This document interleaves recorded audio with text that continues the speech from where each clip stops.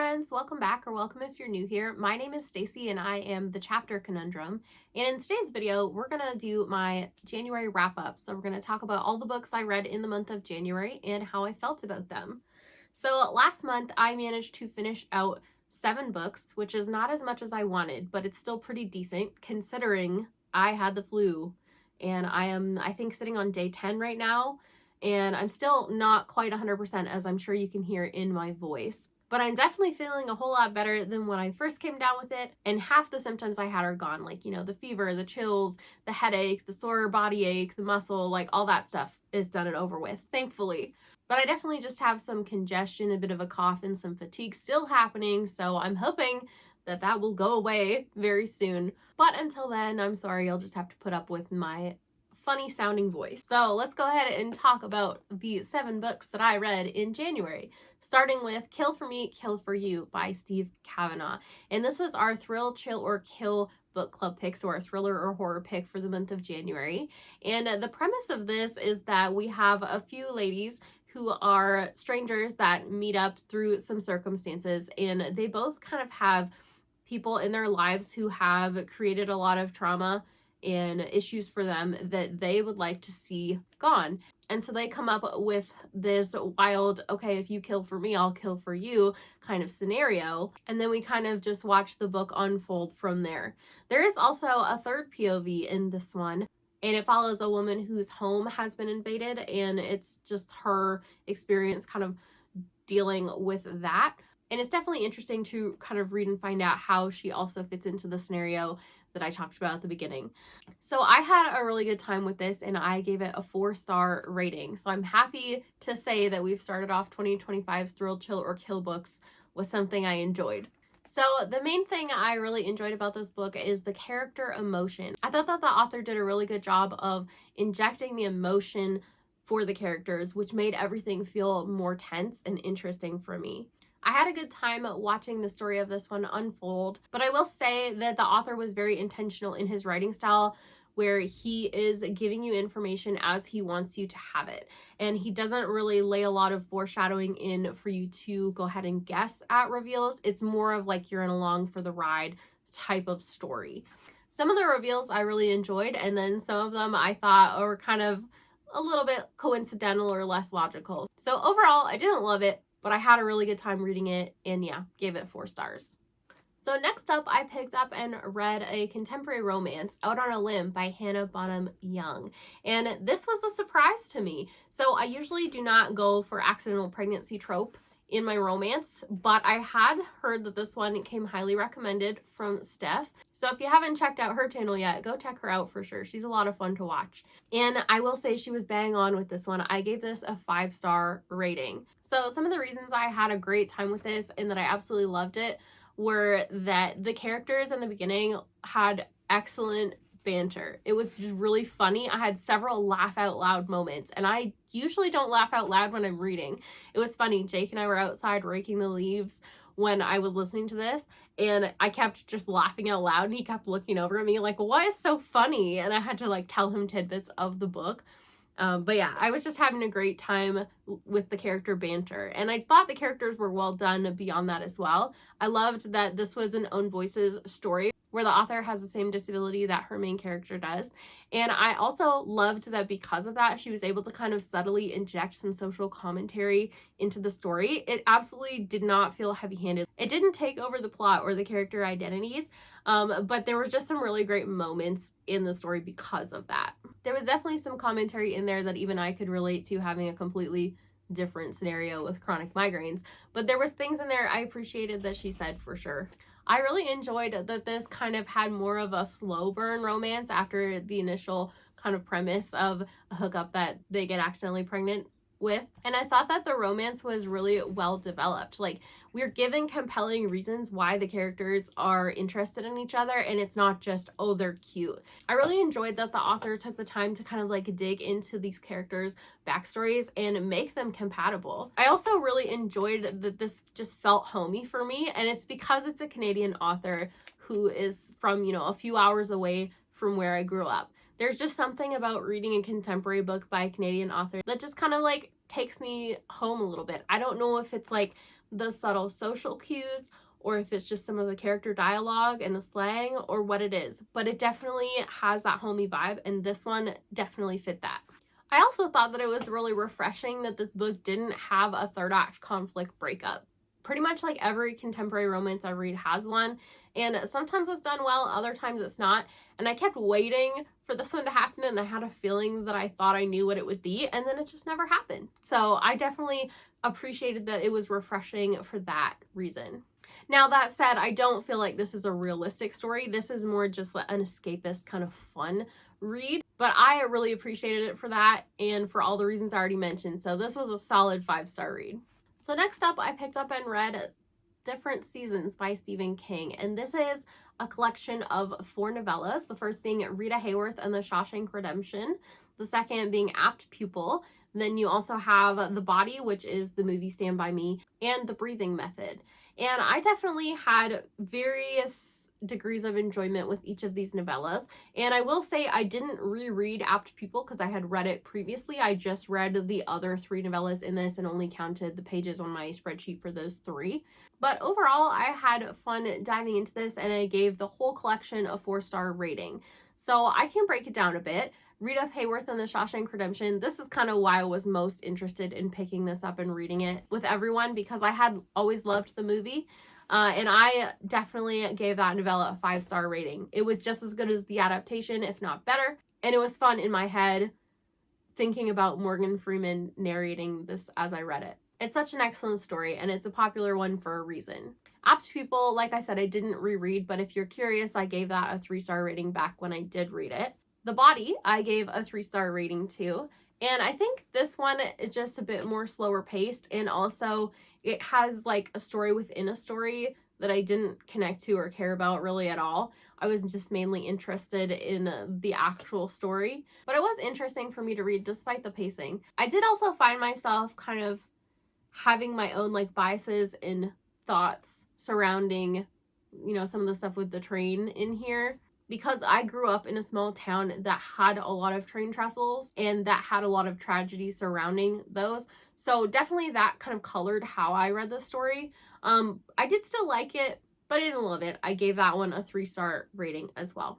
And then the last story in here, The Breathing Method, I sadly didn't like as much, and I gave it a 2.5-star rating. So my biggest struggle with this one was kind of the reverse of what I had with The Body.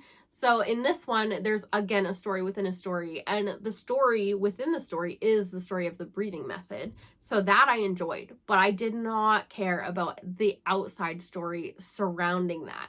And actually, I think the biggest struggle I had with that is just that it was so descriptive. Like, we talked about this guy going to a gentleman's club, and we were describing everything, and I was just like, I don't care. Can we get to the story, right? So once we did, I did enjoy the story. I didn't think it was that realistic at all. And I guess when I read horror, I prefer it to be a bit more tangible. So I think this was just a weird case of the things that were described just didn't feel all that relevant to the point. And then there were other things that I could have done with like more description on, such as like the character feelings and reactions. So yeah, just kind of a weird combination of didn't really suit my taste, but still enjoyed parts of the story. But yeah, overall collection as a whole, I'm going to give a 4-star rating, and I definitely recommend reading Rita Hayworth and the Shawshank Redemption if you want to. Next up, I picked up and read our John Marrs book for that read along, and in January that was When You Disappeared, and this was his debut novel, and this is the first time I had picked up one of his more domestic thrillers, so it was interesting to check that out because this definitely felt very different than his sci-fi thrillers that I have read. Some people in the read along chat were like, is this the same John Marrs? But yeah, it is. I definitely can see a difference going back to his debut in this one, and I also completely understand why this has a very low average rating on Goodreads, because these characters, man, are they super unlikable. They make terrible decisions, and it's just frustrating at times. But I did enjoy this. Now, I will say, I did think that this had a lot of the characters kind of saying, this is what I did, instead of this is how I felt about it, or this is what I thought about it. And so that definitely impacted my enjoyment a bit. And I think, especially when you have unlikable characters like this, it would have been a more interesting read for me had I gotten a bit more of those aspects from the characters. But that said, I was definitely entertained by this. I will also say this is the kind of journey where you don't really get to have a ton of theories or guesses on things along the way. You're really just kind of pulled along for the ride. And so I feel like in several of those aspects, reading some of John Marr's more recent work, I can definitely see a lot of improvement in his writing. But I'm not mad that I finally came back and read his debut. I had been curious about it. And I'm also happy to have tried one of his domestic thrillers. And I ended up giving this a 3.5-star rating. So next up, I picked up and read Malice by John Gwynne, and I absolutely loved my time reading this. I was trying to kind of read this on the same schedule as the Catch-Up Book Club, but I did end up getting a bit behind and finishing it in my own time. But that's fine. I took my time with this. I dissected and unpacked so many details while reading this, and I was just that person who had like a million theories about, ooh, this could tie in here. This person maybe has this actual hidden identity, and just fun kind of tidbits that I picked up on through the reading experience of this. And it was just great to have so many guesses at things, especially since the books I read previously weren't the kind of books that you got to have a lot of theories about. And I just really enjoyed my time digging into the details of this and reading it slowly. I'm so glad that I came back to this series once I owned it physically and did not do this on audio. Normally I'm very, very good at picking up details on audio, even better than when I read physically. But I think in this case, it's just like so much is dropped on you so quickly in terms of how the information is given to you. There's just so many sections where I would kind of read at my own pace instead of having an audio have a consistent pace. And I think that because of that, reading this physically just worked out so much better for me. Also, I stopped and took so many notes throughout like the first 20 or so chapters while we were just still getting introduced to everyone and everything in here. I want to say I probably have like 20 pages of notes on just like information that's given to you in the beginning of this. But ultimately, my notes paid off for me because I was able to notice so much more and have some interesting guesses at things. I did get some reveals about some of my theories and guesses, and there are a few more that I'm still waiting to find out about. I will say it also did kind of take me a while to warm up to certain POVs in this story. There were definitely some that I enjoyed more than others at the start, and actually Corbin was probably my least favorite for a long time, but by the end of the book I did really appreciate his chapters. If anyone's curious, Castell was probably my favorite from the get-go. But I also tended to really enjoy Emnys, and I also enjoyed Veritas as well. I really liked that kind of all the POVs together gave us a really good sense of what's happening in different parts of the world at different times. And I also just really love John Gwynne's tone and writing style. So this was definitely such a ride, and I am so happy that I finally picked it up and read it, and I'm very excited to continue the series. I definitely can see potential for this being an all-time favorite series, depending on how much detail and kind of subtlety and foreshadowing is woven into the future books, and if we actually get payoff and answers for everything that's kind of hinted at. But we're off to such a promising start with this installment, and I'm really looking forward to continuing. So if you follow Ian over at Ian the Reader, you'll probably have noticed that in January, we had him choose some books to put on our TBR finally, instead of Jake and I choosing books for him like we had been. So I will link that in the cards if you want to go see what books he chose for me. But the first one that I actually got to read was Triptych, the first Will Trent book by Karen Slaughter. And Karen Slaughter is an author that I had read from previously, but I'd only read her standalone Pretty Girls and one of her novellas. And I enjoyed it. I definitely think she's an author that's a bit more wordy and at times slow-paced than what I would gravitate towards. So I was a bit trepidatious going into Triptych to see if I had kind of similar issues or complaints with it, or if it was going to be a different experience. And I'm happy to report that I did really enjoy this, and I gave it a 4-star rating. So definitely in the beginning section of this, I did find that it took me a while to get into the story, and I think part of it was kind of like you had part 1 and you're introduced to some things, and then you have part 2 and you completely change characters and you don't really understand like why this is relevant or how everything's fitting together. But eventually you start to realize how the story is connected and why it is told the way it is. And once you get to that point, that's when I started really having a good time. I was able to see that in hindsight, so much foreshadowing for things had been layered in. And I definitely got a lot of satisfaction out of like pinpointing the foreshadowing that was there previously. This definitely reminded me of reading a horror, even though it's a thriller, mainly because there was a lot of like mounting dread type of feeling once you kind of knew some things. And I definitely enjoyed the reveals that this story had. The main reason it wasn't a 5-star read for me is that there really isn't a lot of red herrings kind of woven in. And because of that, you kind of know things in the book before a lot of the characters do. And you do spend a considerable amount of time kind of waiting for them to catch up to where you are in terms of what everyone knows. So I did kind of find it a little bit slow in that section again as well. So overall, my reading experience was good, but sadly, it wasn't a new all-time favorite. I am really glad I picked it up and read it. And I'm kind of torn on whether to continue the series or not, because I definitely enjoyed the characters, and I do think that Karen Slaughter will have a lot more to unpack in terms of their backstories and their personalities. I liked seeing the rep that was included through them as well. But then on the other hand, I also know that like every reading experience I've had with her to date does kind of have this stuff with pacing that I don't love. And then something else I noticed was that some of the details in just like little bits of the story were kind of the same across a couple of her different books that I'd read. And so I'm kind of wondering, like, are these things that she always likes to include? So yeah, let me know down below in the comments if you have read this series, whether you think it's worth my time continuing, knowing what my complaints are and what I've enjoyed about it. And then the last book I managed to finish out in January was Something Wilder by Christina Lauren. And this is a second chance contemporary romance. Now, I was a bit trepidatious going into this because I know that second chance romance isn't always my jam. But I have previously read and loved a second chance romance by this author duo with Love in Other Words. So I was definitely keen to check this out, regardless of the trope that it fell into. But sadly, this one did not work very well for me. So there were kind of several reasons that it didn't. The first is comparing and contrasting the two like second chance experiences and how they were written just felt so different between those two books. In Love in Other Words, which is the one I read and loved years ago by them, you get multiple timelines, and so you really get a lot of detail in seeing how those characters came together in the first place, how they were compatible, why they made sense. In Something Wilder, you really don't get that. And also, if you read their author's note, this is kind of like a book they wrote kind of at the tail end of COVID, and they just really wanted to have fun with it. But for me, I wanted a bit more of the like serious why these characters connect and why they work type of content, and I just didn't feel like we really got a whole lot of that.